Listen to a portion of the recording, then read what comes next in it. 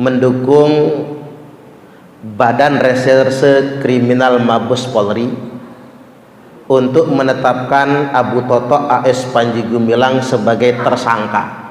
Setuju nggak kira-kira? Karena kasus Al Zaitun itu sudah dinaikkan dari penyelidikan menjadi penyidikan. Kalau sudah penyidikan berarti harus ada tersangkanya. Sekali lagi Bu, jawab setuju nggak? Nah, biar didengar di video kan. Karena Polri itu butuh dukungan masyarakat dalam penegakan hukum. Inilah resiko negara demokrasi. Karena memang sebetulnya semua pihak setuju dengan pembubaran Al Zaitun. Baik yang dulu pendukung 01 dan pendukung 02, semuanya setuju. Yang kecebong maupun kampret setuju, semua setuju. NU, Muhammadiyah dan lain-lain setuju akan pembubaran Al Zaitun. Karena kalau nggak dibubarkan mau sampai kemana gitu, mau sampai kapan? Ini akan terus berkembang nantinya. Seperti yang pernah saya sampaikan sebelumnya, Al Zaitun itu merupakan konsekuensi sejarah dari DITII. Kendatipun pendirinya Imam NII Sekar Marji Marjan Karto Suwiryo sudah memberikan maklumat pembubaran DITII dan NII, tapi setelah beliau wafat dihukum mati, ternyata masih ada yang melanjutkan. Secara sederhana saya petakan, NII di belakang hari pecah menjadi 3 kelompok. Yang pertama faksi awal, yakni kelompok ideologi, faksi ideologi. Ini kelompok ajengan Mas Duki yang kemarin juga sampai rame di Talangsari. Ibu-ibu dengar ceritanya itu di Talangsari, Mujahidin. Nah, kelompok kedua kelompok militan akhirnya yang kemudian membentuk JI, Abdullah Sungkar dan Abu Bakar Ba'asyir. Ini banyak bergabung ke organisasi teroris, bekerja sama dengan Al-Qaeda, kemudian dengan ISIS di zaman sekarang. Jadi yang paling banyak jadi teroris itu adalah kelompok NII dari faksi Abdullah Sungkar yang kabur ke Malaysia karena dikejar Pak Harto waktu itu. Tiga serangkai. Abdullah Sungkar, Abu Bakar Ba'asyir kabur ke Malaysia, Abdul Qadir Hasan Baraja ditangkap, masuk penjara. Keluar dari penjara, tinggal di kota Bandar Lampung, bikin Khilafatul Muslimin. Ada nggak yang pernah masukin ya? Itu kelompoknya sama itu. Nah, ada kelompok ketiga. Ini kelompok NII KW9. Ini penghulunya adalah Adah Jailani. Adah Jailani masuk penjara, keluar dari penjara, dia mengangkat imam baru NII, namanya Abu Toto Abdus Salam, makanya AS ya, Panji Gumilang, yang dikasih gelar imam, dikasih gelar syekh. Patut diduga NII-nya Adah Jailani yang kemudian dipimpin oleh Abu Toto AS Panji Gumilang ada join kerjasama dengan pejabat Orde Baru namanya Ali Murtopo. Makanya di zaman Orde Baru, ibu-ibu kebayang nggak, bangun Al Zaitun itu hampir 2 ton emasnya. Ibu-ibu pernah lihat emas 2 ton? Enggak pernah. Ibu-ibu pernah nggak ngayal kejatuhan emas 2 ton? Mati, jangan macam-macam bu. 2 ton, kan begitu. Coba ibu-ibu lihat pesantren NU yang banyak gede-gede, rata-rata masih gedek geribik, kan begitu ya, masih gedek geribik. Padahal kurang apa jumlah santri Tebuireng, kurang apa jumlah santri Lirboyo, tapi pondok mereka masih gedek geribik. Al Zaitun sudah termegah se-Asia Tenggara. 1 unit gedung biaya bangunnya 50 miliar. Mereka punya 4 unit gedung, berarti 200 miliar. Duitnya siapa kira-kira? Ada gedung namanya gedung HM Soeharto di dalam Al Zaitun itu. Makanya sering saya sampaikan, Al Zaitun ini adalah dosa Orde Baru. Ini harus belak-belakan. Tujuannya bentuk Al Zaitun itu buat apa? Untuk melemahkan NII yang asli. Tapi bablas, ini kebablasan namanya. Makanya menjadi dilema pemerintah Orde Reformasi. Makanya saya berharap agar anak-anak kita nggak jadi korban. Sekaranglah momentum yang tepat untuk membubarkannya. Sekali lagi, setuju gak? Sekaranglah. Karena memang NII itu ya bu, NII KW9 itu merekrut orang dan dieksploitasi, diambil sedekahnya, diambil infaknya. Ibu-ibu kalau nonton TV yang perang sama Al Zaitun siapa? NII Crisis Center. Direktur NII Crisis Center namanya Ken Setiawan. Rumahnya nggak nyampe 200 meter dari Masjid Al Muhajirin ini. Udah tahu belum? Nah, Rabu depan kalau nggak tak hadirkan di sini ya, suruh nyeramahin ibu-ibu. Sangu yang buat saya dikasih buat dia aja. Nanti saya yang dampingi. Ya nggak jauh dari masjid kita ini, nggak jauh. Memang tinggalnya di sini. Asli orang NII yang dia buat pengakuan, sampai-sampai menurut pengakuannya ngerampok, mencuri, jadi asisten rumah tangga selama di NII, asisten rumah tangga, kemudian ngerampok emas majikan. Itu sudah dilakukannya semua karena dia dulu koordinator wilayah Jakarta di NII. Itu begitu. Bahkan sampai na'udzubillah, orang diperbolehkan jual diri demi bayar infak. Nah, gara-gara dia buat pernyataan begitu, dia diadukan ke Mabes Polri. Saya berharap Kepolisian Republik Indonesia ya mengamankan beliau, jangan sampai beliau karena sudah berjuang membongkar semuanya, malah beliau kemudian dikorbankan nantinya. Nah, ini penting kan, makanya saya berharap semua bekas-bekas NII yang sudah pernah bergabung di NII itu jangan takut membuat pernyataan. Apa yang pernah ada di sana, apa yang pernah terjadi di sana, buatlah pengakuan. Setidak-tidaknya agar orang tua menjadi paham dan waspada, tidak sembarang memasukkan anaknya ke pondok pesantren. Jangan sampai kemudian masuk pondok pesantren bukannya belajar agama, tapi dicekoki oleh pemahaman yang salah dan menyimpang. Saya ambil contoh, ada pondok pesantren yang tak berizin. Sudah pondoknya nggak berizin, orang masuk pondok itu gratis. Nah, demennya orang kita kan demen yang gratis. Masuk pondok itu gratis. Di pondok itu bu, cuman diajari menghafal Quran saja. Yang ngajar nggak hafal Qurannya. Kan aneh. Dia yang ngajar pakai mushaf, yang belajar suruh ngapal. Kan aneh kan? Artinya hafal Qurannya tidak bersanad, nggak ada ngaji nahu, nggak ada ngapalin tasrif, nggak ada ngaji kitab kuning, nggak ada ngaji fikih juga nggak ada. Jadi mondok apa yang macam begitu? Nah, karena gratis di sana, operasionalnya kan mahal.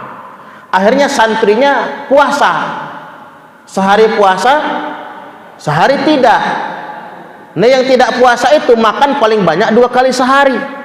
Santrinya lapar, maling singkong kebun tetangga pondok. Itu kejadian, ditangkap oleh warga, ternyata santri pondok tersebut. Kemudian ketika ditanya, ngapa kamu maling? Jarang makan. Iya sih, judulnya pondok gratis, tapi begitu keadaannya, sampai sedemikian rupa, sampai nyolong-nyolong. Ada doktrin di antara mereka tuh begini, harta kekayaan alam di dunia ini milik Allah. Yang paling berhak untuk menguasainya hanya orang beriman, kata mereka. Nah, mereka itu merasa paling beriman, kita kafir semua. Itulah mengapa menjadi halal ngambil harta kita. Harta orang pada umumnya ini halal karena masih kafir semua. Yang iman mereka dewe. Itu keyakinan mereka. Nah, sekaligus ini perlu saya kasih pemahaman, NII itu beragama Islamnya tidak bermadhab. Jadi bagaimana mereka mau benar fikihnya kalau mereka nggak bermadhab? Ini penting untuk kita sadari. Mereka nggak bermadhab. Lalu mereka ngaji cara wudhu dari mana? Ngaji cara sholat dari mana? Mereka otak-atik sendiri, makanya sholatnya aneh-aneh kan? Perempuan bisa jadi khotib Jumat, kan aneh. Sopnya aneh-aneh, kan nggak ada madhabnya. Jangan-jangan ke depan cara wudhunya cuma ngusap muka doang lagi. Mereka bikin sendiri fikih itu. Al-Quran mereka tafsirkan sendiri. Mereka nggak pernah ngaji tafsir, karena bagi mereka yang pintar cuman mereka. Ulama-ulama tafsir nggak ada yang pintar. Nggak juga ngaji hadis merekanya. Jadi Al-Quran itu dibedah sendiri, dipahami sendiri dengan ra'yunya. Padahal orang yang menafsirkan Al-Quran, man fasarul Quran bi ra'yihi, barang siapa yang menafsirkan Quran hanya dengan akalnya saja, tidak pakai ilmu, tidak pakai ulama tafsir, silahkan dia mengkapling tempat tinggal sendiri di dalam neraka Allah. Karena ketika orang menafsirkan Al-Quran dengan ra'yunya, setan yang membantu dia menafsirkan Al-Quran. Itu mereka. Nah, lebih anehnya lagi, di NII itu beragamanya kembali ke masa lalu, seolah-olah Islam baru turun, Quran baru diwahyukan. Maka di mereka ada doktrin nggak wajib sholat karena masih periode Mekah. Jadi nggak wajib sholat. Sholat bagi mereka cuma sholat malam, itu pun yang mau. Ya nggak mau nggak apa-apa, yang penting bayar infak. Itu di mereka. Jadi kalau ditanya kepada mereka sampai kapan periode Mekah ini, ya sampai hijrah kata dia. Nah, kapan hijrahnya? Nanti nunggu waktu yang tepat. Maka ada yang nggak sabar lagi untuk hijrah duluan. Namanya rombongan Ahmad Musodek yang ngaku nabi itu, Bu. Ahmad Musodek kan ngaku nabi. Al-Qiyadah Al-Islamiyah, dia ngaku Al-Masih Al-Mau'ud. Lalu dia mendirikan Al-Qiyadah Al-Islamiyah, dia mendirikan Gapatar, hijrah ke Kalimantan. Nah, itu salah satu bekas kadernya itu. Saya ini bawa saksi sejarah loh, Bu. Untung si Peri nggak hijrah ke Kalimantan. Oh, bibinya aja nggak tahu mana bibinya Peri. Kan ada bibinya Peri. Nah, bibinya Peri ada 2, bibinya aja nggak tahu ya, Bu ya. Kalau Peri pernah masuk aliran sesat. Untung saya selamatkan Bu Peri ini. Makanya kemana-mana Peri ikut saya aja. Jadi sekretaris eksekutif saya di pondok. Jadi hampir tuh hijrah ke Kalimantan itu. Zaman Gapatar, Bu. Jadi Gapatar dulu kan, masih ingat kan? Yang punya nabi namanya Ahmad Musodek. Karena mereka nggak tahan, pengen cepat hijrah gitu. Periode Mekah terus, lalu mereka hijrah. Jadi sedemikian rupa. Jadi kalau ibu-ibu pengen tahu bagaimana penyimpangan dan kesesatan di dalam NII, ya nanti saya hadirkan Rabu depan. Kalau Mas Ken Setiawan pas di sini, hadirkan, tak suruh nyeritain sama ibu-ibu. Karena memang di dalamnya dia, termasuk istrinya juga kader NII sedemikian rupa. Nah, mengapa mereka itu dibiarkan dulu? Itu yang saya sangat sayangkan. Mengapa kok dulu dibiarkan? seperti dipelihara di zaman Orde Baru. Coba kayak kasus Mujahidin Talang Sari, karena langsung diselesaikan kan, aman kan, nggak dibiarkan gitu. Kasus Mujahidin dulu di Talang Sari, kok yang ini dibiarkan, dipelihara, jadi ingon-ingonan, seakan-akan diambil manfaatnya sampai sedemikian rupa. Jadi kembali lagi, mereka menganggap agama ini belum sempurna, periode ini masih periode Mekah, berarti Quran itu nggak berlaku bagi mereka. Nah, sebetulnya kelompok begini sudah diantisipasi oleh Allah Subhanahu wa taala. Makanya Allah taala berfirman, al-yauma akmaltu lakum dinakum wa atmamtu 'alaikum ni'mati wa raditu lakumul Islam dina. Al-Maidah ayat berapa, Bu? Ayat berapa? Ayat 3. Jangan takut-takut salah ya, Bu. Al-Maidah ayat 3. Jadi ini oleh sebagian ulama ditetapkan sebagai ayat yang terakhir diturunkan. Mengapa al-yauma akmaltu lakum dinakum? Pada hari ini telah aku sempurnakan untuk kalian semua agama kalian. Wa atmamtu 'alaikum ni'mati, dan telah aku cukupkan untuk kalian nikmatku. Wa raditu lakumul Islam dina, dan telah aku ridhoi Islam sebagai agama. Mengapa al-yauma akmaltu lakum dinakum? Mengapa agama sudah ditegaskan, disempurnakan? Agar enggak ada lagi yang nganggap seperti NII itu, seakan-akan Quran udah nggak berlaku, Quran direvisi, harus muncul Quran baru begitu. Makanya di NII itu, Bu, dipelajari semua agama. Taurat dipelajari, Injil dipelajari, bener kan, Per?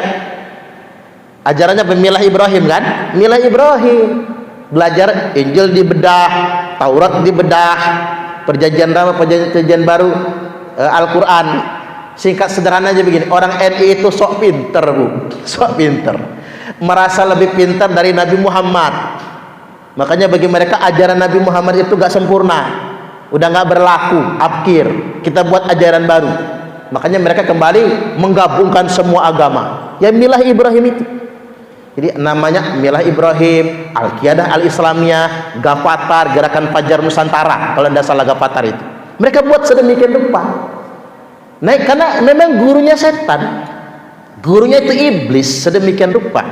Nah, kembali lagi, Allah sudah tegaskan, al-yauma akmaltu lakum dinakum wa atmamtu 'alaikum ni'mati wa raditu lakumul Islam dina. Ayat ini diturunkan hari Jumat, tanggal 9 Zulhijjah, pas Nabi wukuf di padang Arafah min hujjatil wada', dalam peristiwa haji wada'. Haji wada' itu artinya apa, Bu? Haji perpisahan. Mengapa dikatakan haji perpisahan? Karena haji terakhir, itulah haji pertamanya Nabi, sekaligus haji terakhirnya Nabi. Makanya orang dulu kalau naik haji nanti tunggu agak tua, enggak lama pulang haji mati, karena ngikut sunnah Nabi. Tapi maksudnya bukan ke sana. Saya ingin tegaskan, haji itu enggak perlu berkali-kali, karena Nabi saja hajinya cuma sekali. Al-hajju marratan, haji cuma sekali. Faman zada fahuwa tatawwu', barang siapa yang pengen ngulang lagi, nambah lagi, haji yang berikutnya hanya sunnah saja. Jadi hari Jumat tanggal 9 Zulhijjah disebutkan di dalam beberapa tafsir, Nabi gemetar menyandarkan tubuhnya di unta. Karena Nabi gemetar tidak bisa berpijak di kakinya, untanya duduk, ngerti aja unta itu, untanya duduk agar Nabi bisa bersandar. Ketika Jibril berkata, telah turun lamma nazalat, ketika turun firman Allah, al-yauma akmaltu lakum dinakum wa atmamtu 'alaikum ni'mati wa raditu lakumul Islam dina, Nabi gemetar, Jibril berkata, "Ya Muhammad, agama kalian sudah sempurna." Mengapa Allah menyebut dinakum, agama kalian? Karena agama itu untuk manusia, bukan untuk Allah. Paham, Bu? Allah nggak butuh agama, Bu. Agama itu untuk manusia. Kemudian telah sempurna agama kalian, kata Jibril, kumpulkan sahabatmu Muhammad wa akhbirhum, dan kabarkan kepada mereka bi anni, tentang saya, kata Jibril, tidak akan turun lagi kepadamu ba'da hadzal yaum, setelah hari ini. Nabi tambah gemetar. Sahabat nanya, ada apa ya Rasul? Nanti saya kasih tahu, kata Nabi. Selesai ibadah haji, singkat cerita sudah selesai semua. Faraja'an Nabiyyu sallallahu alaihi wasallam min Makkatin wa atal Madinah. Nabi pulang dari Mekah, setibanya di Madinah langsung mengumpulkan para sahabat dan mengabarkan akan turunnya ayat ini.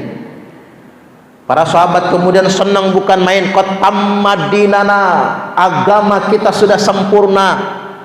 Ya ibarat kata merdekalah, Quran sudah selesai disampaikan, agama sudah sempurna, enggak ada kekurangan lagi ajaran Islam ini.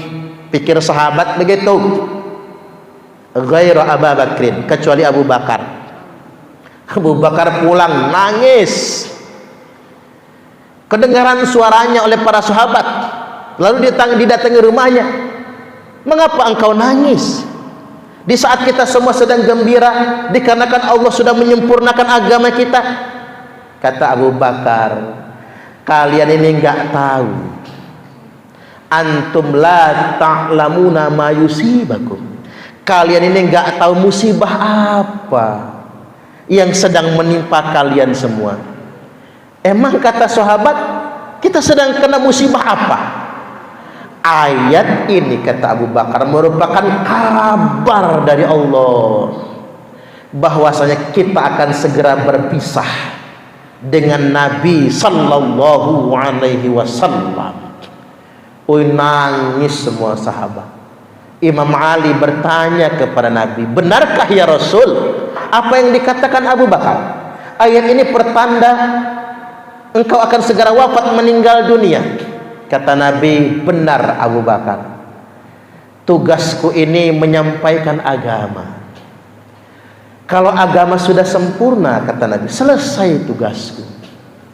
Kalau tugasku sudah selesai, maka Allah akan mengambil aku, kata Nabi. Bu, ibu-ibu ini sudah selesai belum tugasnya? Belum lah, makanya Bu Hajah Malihah ini panjang umur, Bu, karena tugasnya belum selesai. Ya kalau beliau nggak ada, gimana Aisyah ini ya? Saya khawatir juga kan begitu, karena tugas belum selesai. Makanya ibu-ibu nggak usah takut banyak tugas di dunia ini, Bu. Biar ibu-ibu panjang umur di dunia ini. Kalau tugasnya selesai, udah selesai juga. Jadi jangan membuat pernyataan, udah selesai semua tugas saya, nggak lama lagi tuh. Karena Nabi juga begitu, sudah selesai tugasnya ya nggak lama lagi. Mendengar itu Abu Bakar, Ali nangis. Mendengar itu Ali bin Abi Thalib kemudian menangis. Itu bulan Zulhijjah kan? Ayat turun tanggal 9 Zulhijjah. Nabi pulang ke Madinah sudah akhir Zulhijjah, masuk bulan Muharram, datanglah bulan Safar. Habis bulan Safar, bulan apa? Rabiul Awal. Cuman 2 bulan lebih dikit kan? Masuk bulan Rabiul Awal. Falamma jaa yaumul isnin min syahri Rabiul Awal. Tibalah hari Senin pada bulan Rabiul Awal. Jadi Nabi itu lahirnya Senin, wafatnya juga Senin. Ibu-ibu ada yang lahirnya hari Rabu, ya jangan-jangan hari ini matinya ya. Tinggal tunggu berapa jam lagi mau sore ini kan. Jadi wafat Senin, lahir Senin, wafat Senin. Nabi itu sakit. Sakitnya Nabi itu cuman sakit kepala. Sakit kepala. Ibu-ibu ada yang lagi sakit kepala sekarang? Oh enggak ya. cuman sakit kepala. Tapi sakit banget. Sampai-sampai Nabi subuh itu tidak bisa ngimami sholat. Nabi pesan kepada Aisyah, suruh ayahmu yang jadi imam. Abu Bakar nggak berani, nangis. Nah itulah isyarah bu ya, isyarah Nabi. Walaupun Nabi nggak pernah nunjuk siapa pengganti Nabi nantinya, tapi Nabi sudah ngasih isyarah. Isyarahnya kepada Abu Bakar As-Siddiq radhiyallahu anhu. Jadi Nabi nggak pernah nunjuk penerus, tapi isyarahnya ada. Abu Bakar nangis, nggak mau sholat kalau bukan Nabi yang jadi imam. Maka Nabi dipapah masuk ke mihrab mengimami sholat subuh. Selesai sholat subuh, tsumma qa'ada linnas, beliau duduk menghadap langsung ke makmum. Makanya duduk menghadap ke makmum itu harus ada tujuan. Kalau tujuannya hendak menyampaikan pesan-pesan, boleh langsung. Ini ada orang sekarang sholat langsung ngadep makmum, mana matanya ngeliatin satu-satu makmum. Saya risih dilihatin itu bu. Saya lagi wirid dilihatin sama mata dia gitu ya, bikin risih makmum. Ya jadi jangan apa-apa hadis itu langsung dijiplak 100% langsung diamalkan gitu, nggak begitu maksudnya. Nabi menghadap makmum langsung bersabda. Apa kata Nabi? Hari ini aku akan segera meninggalkan dunia. Wa hadza awwalu yaumi minal akhirah wa akhiru yaumi minad dunya. Hari ini merupakan hari terakhirku. Hari pertamaku tinggal di akhirat dan hari terakhirku tinggal di dunia ini. Nangis sahabat itu bu, nangis semua di hari itu. Cuman nggak meraung-raung. Nabi kemudian masuk ke dalam kamar. Nggak lama datanglah malaikat Israel dengan bisurati Arabi, dengan wajah orang-orang Baduy, dengan wajah orang Arab asli, Arab gunung. Assalamualaikum ayyuhan nabi, keselamatan atas wahai Nabi dan semua penghuni rumah Nabi. Bolehkah saya masuk? Keluar Fatimah. Kata Fatimah, bapakku lagi sakit, nggak bisa nyambut tamu. Kalau kamu mau datang besok, nunggu bapakku sembuh. Pulang orangnya. Nggak lama datang lagi, cuman beberapa menit. Sama juga. Bolehkah saya masuk? Kan sudah tak omong tadi kata Fatimah, bapakku lagi sakit, nggak bisa nyambut tamu. Datang lagi yang ketiga kali bu. Kalau kata oh ini kena uhang jemu ini, nak kendaknya dewe. Laku katakan tadi, Fatimah ini langgok pula, bu ya. Laku katakan tadi, bakku lagi sakit. Dek pacak nyambut tamu kan, nengi deh kau tuh. Sakingnya bu. Nah, karena nada suara Fatimah ini agak tinggi, kan pegel juga, kan udah dikasih tahu nggak ngeh juga, bebel bengal.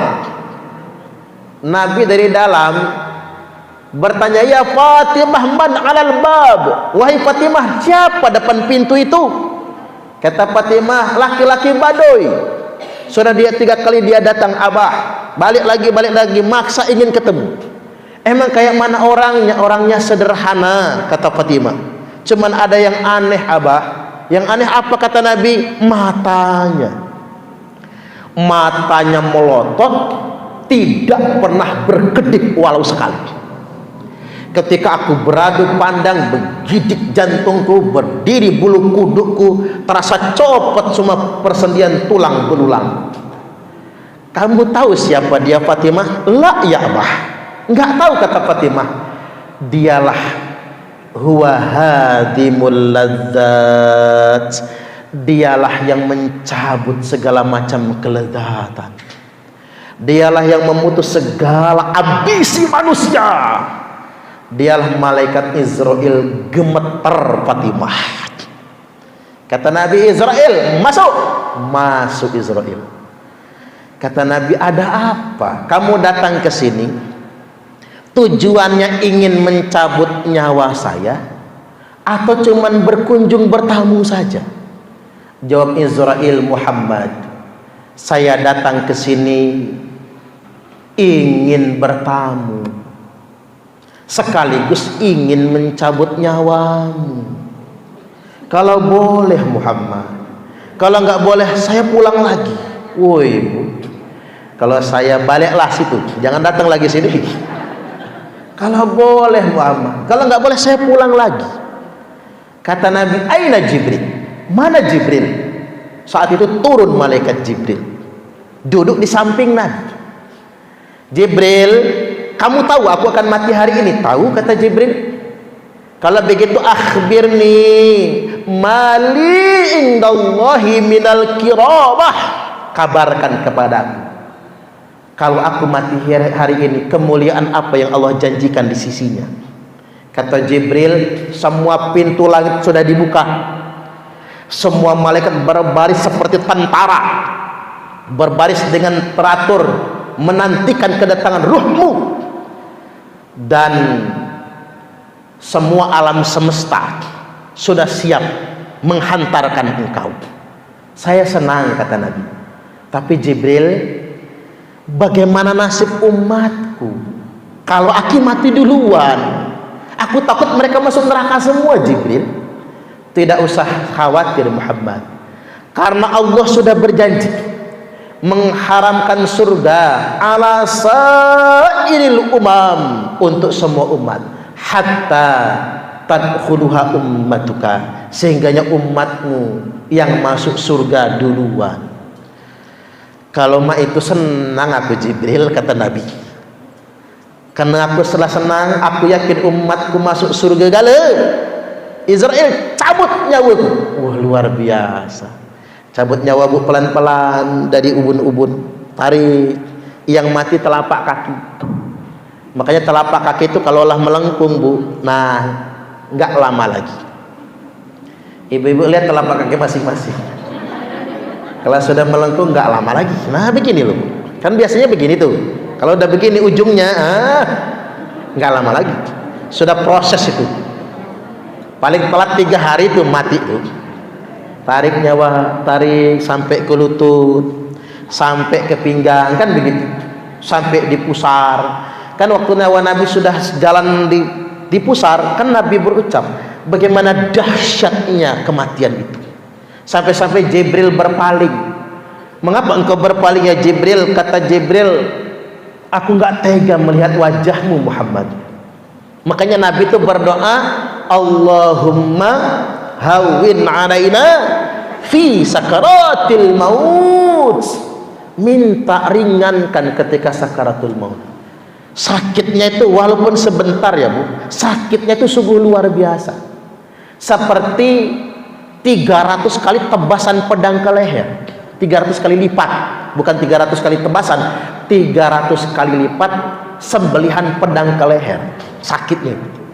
Atau seperti kambing hidup-hidup yang dikuliti, itu sakitnya sakaratul maut. Makanya ibu-ibu setiap beramal soleh jadikan wasilah, ya Allah, dengan sedekah saya ini, dengan infak saya ini, dengan pengajian saya hari ini, ringankan saya menghadapi sakaratul maut. Jadikan semua amal solehnya sebagai wasilah agar diringankan ketika sakaratul maut. Jangankan kita orang biasa, Nabi aja takutnya bukan main menghadapi sakaratul maut itu. Itulah kematian. Nah, Nabi, saya yakin Bu, karena beliau kekasih Allah, sakitnya seperti sakitnya orang mati syahid, seperti gigitan semut. Sama kayak anak kecil mau sunat itu, ditanya sakit nggak mah, nggak nak, kayak gigitan semut, nah kayak gitulah. Ternyata masih sakit juga kan waktu anak kecil sunat. Ketika nyawa Nabi sampai di dada, kemudian Nabi berwasiat. Apa wasiat Nabi? Usikum bisolati wa ma malakat aimanukum.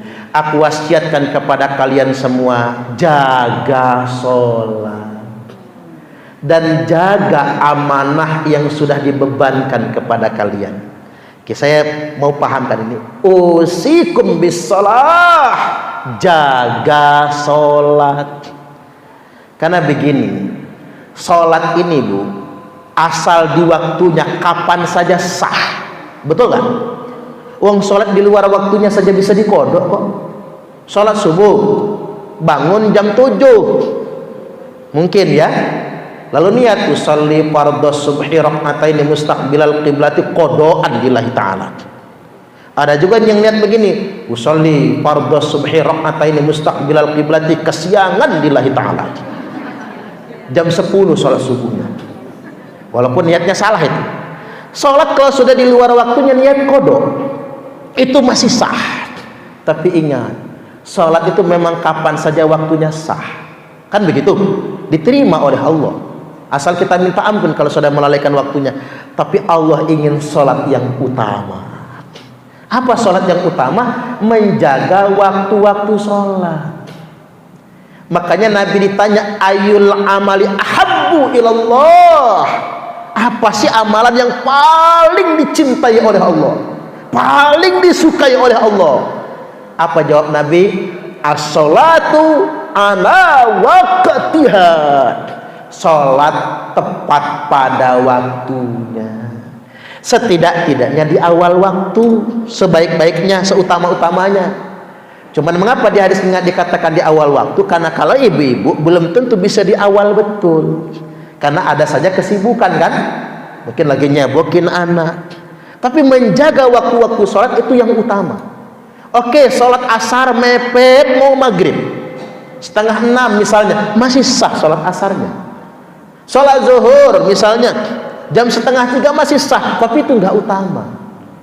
Allah menginginkan yang utama. Maka aku wasiatkan kepada kalian semua, kata Nabi, jaga sholat agar kalian dicintai oleh Allah.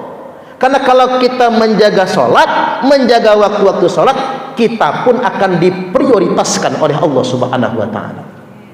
Terkait dengan sholat, Bu, ada dua golongan manusia yang mendapat prioritas. Satu, manusia yang mendapatkan prioritas adalah orang yang menjaga sholatnya pada waktu-waktunya, terutama di awal waktu. Itu dapat prioritas dari Allah. Hambanya yang bertakwa, hambanya yang dicintai oleh Allah. Yang kedua, orang yang rajin bangun malam. Wa minal laili fatahajjad bihi nafilatan laka asa ayyab'ataka rabbuka maqaman mahmuda. Pada sebagian malam. Apa sih wa minal lail itu artinya? Bukan sekedar sebagian malam, di ujung malam. Pada ujung malam, fatahajjad bihi, bertahajudlah. Ngapa Bu kalimatnya tahajud? Karena berat sholat itu. Lagi pules-pulesnya, lagi enak-enaknya ngiler ya Bu. Ibu-ibu kalau ngiler udah keluar diisap lagi nggak? Itu saya kali ya Bu ya. Kalau laki-laki itu ngilernya jorok ya Bu ya. Jadi lagi pules-pulesnya tidur kan males bangun kan. Fatahajjad bihi, bertahajudlah. Nafilatan lak, tahajud itu nggak wajib, hanya amal tambahan saja. Nggak wajib tahajud, nggak tahajud ya nggak dosa, tapi dia amal tambahan. Tapi ingat, kalau kita berani tahajud, bersungguh-sungguh bangun malam, apa kata Allah? Asa ayyab'ataka rabbuka maqaman mahmuda. Semoga Allah mengangkatmu pada derajat yang terpuji, istimewa. Jadi satu yang diistimewakan Allah, orang yang menjaga sholat di awal waktu. Sah sholat di tengah waktu atau di akhir waktu, sah. Tapi yang Allah inginkan di awal waktu. Satu, sholat tahajud itu nggak wajib, tapi kalau kita mengerjakannya, maka kita akan menjadi orang yang istimewa. Makanya Bu, ada rahasia Presiden Jokowi yang ditutup-tutupi oleh Jokowi. Sudah ditutup-tutupi Bu, tapi kebongkar juga akhirnya. Apapun usaha Pak Jokowi nyimpen rahasia, rahasia tetap terbongkar juga. Siapa yang membongkar rahasianya? Profesor Dr. Mahfud MD. Apa kata Pak Mahfud MD? Keutamaan Pak Jokowi tidak pernah telat sholat di awal waktu. Bahkan bukan cuma di Istana Negara, saat di forum internasional tiba-tiba Pak Jokowi ke belakang. Protokolernya pertemuan internasional, kalau kepala negara mundur maka menteri harus menggantikan di posisi itu, menteri yang jabatnya tertinggi. Siapa? Terpaksa Pak Mahfud MD yang harus duduk di situ.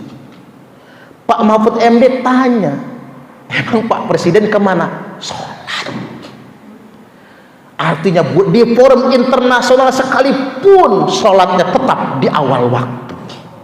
Oi, pantesan jadi presiden, pantesan kerja beliau dimudahkan oleh Allah. Dan dua, nggak pernah telat bangun tahajud secapek apapun. Tiga, rajin puasa Senin Kemis. Oh, saya aja kalah sama Pak Jokowi, Bu. Ternyata begini, maksud saya sederhana begini. Kalau kita punya anak cucu, pesankan sama mereka, nah, sholat jam berapapun sah, nak, tapi kalau kamu bisa di awal waktu, kamu akan jadi prioritas dari Allah. Nak, tahajud, nak, walaupun tahajud itu nggak wajib, tapi kalau kamu istiqomah tahajud, yakinlah Allah nggak ingkar janji. Kan janji Allah itu, Allah akan mengangkat pada derajat yang terpuji. Itu janji Allah loh. Sampai sedemikian rupa. Cuman saya perlu ingatkan juga ya, Bu, mengapa Pak Jokowi merahasiakan ibadahnya? Karena itu ibadah yang harus rahasia. Kan begini, wa rajulun dzakarallaha khalian fafadat ainahu. Seseorang yang mengingat Allah dalam kesunyian, bangun tahajud, mengingat Allah dalam kesunyian, bangun tahajud sampai berguguran air matanya. Nah, ibarat tahajud itu adalah ibadah rahasia. Jangan dizohirkan, jangan diiklan. Saya cuma sumbang saran saja sama bapak-bapak, ibu-ibu yang suka nge-share di grup tahajud yuk. Kalau bapak-bapak, ibu-ibu mau nge-share di grup, jangan pas waktu jam 2 malam atau jam 3 malam.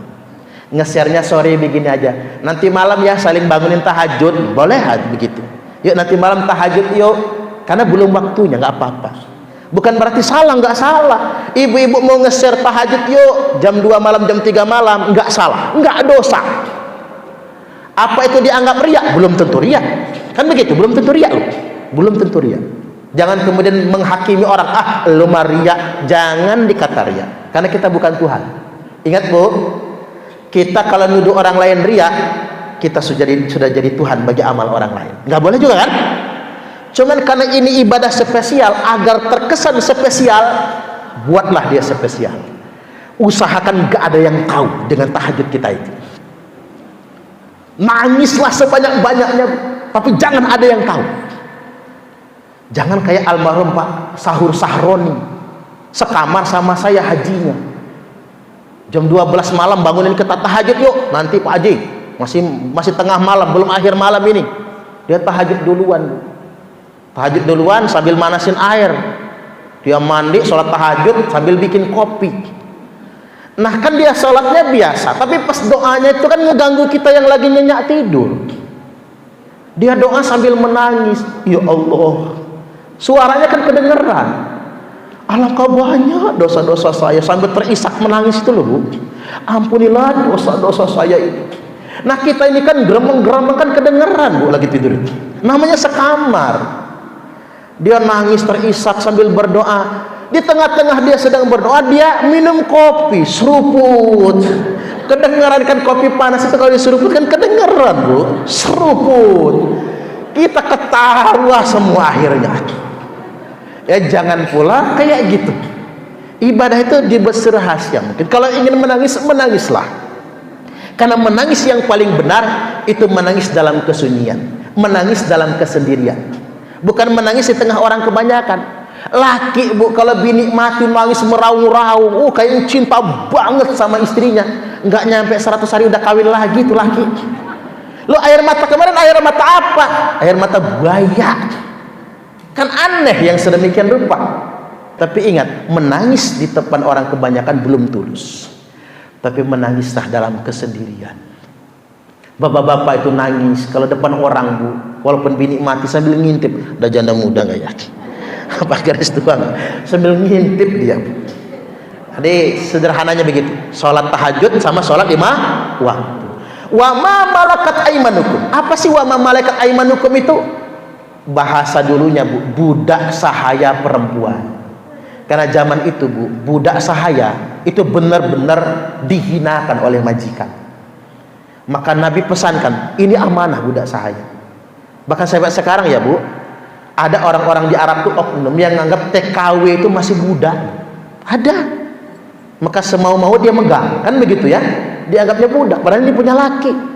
Padahal yang namanya budak itu Bu, bekerja tanpa digaji, itu namanya budak. Kalau digaji berarti dia orang merdeka. Harus sedemikian rupa. Kalau zaman sekarang karena nggak ada lagi budak sahaya, wa ma malakat aimanukum, bisa kita maknai jaga amanah yang sudah dibebankan kepada kalian semua. Tarik lagi nyawa Nabi sampai di kerongkongan, Nabi mengucapkan apa? Ittaqun nisa, ittaqun nisa, ittaqun nisa. Hati-hati dengan wanita, selamatkan kaum wanita, jagalah kehormatan kaum wanita. Ini kapan-kapan kita bahas poin yang ini. Ditarik lagi nyawa Nabi sampailah di batas akhir, suaranya hilang. Ketika suaranya hilang, Imam Ali yang mangku Nabi itu menempelkan kupingnya di lisan Nabi. Terdengarlah ucapan as-sholah, as-sholah, as-sholah, sholat, sholat dan sholat lagi, ummati, ummati, ummati, umatku, umatku, umatku. Saking cintanya Nabi kepada umatnya, sampai di hari kiamat nanti Bu, orang pertama yang masuk surga siapa? Nabi kita. Sampai dalam surga Nabi kita mondar-mandir, Allah tersinggung. Muhammad, kata Allah, kurang enak surga itu bagi kamu, makanya kamu gelisah di dalam surga. Bukan ya Allah, ini surga sudah jauh lebih dari cukup. Tapi bagaimana umatku yang di luar ya Allah? Kalau aku boleh diizinkan, aku akan keluar lagi untuk menemui umatku. Makanya Nabi Bu diberi izin untuk memberi syafaat kepada umat-umatnya. Mudah-mudahan kita semua ini nanti di hari kiamat mendapatkan syafaat dari Nabi. Allahumma amin, amin ya rabbal alamin. Baik, sampai di situ saja dulu.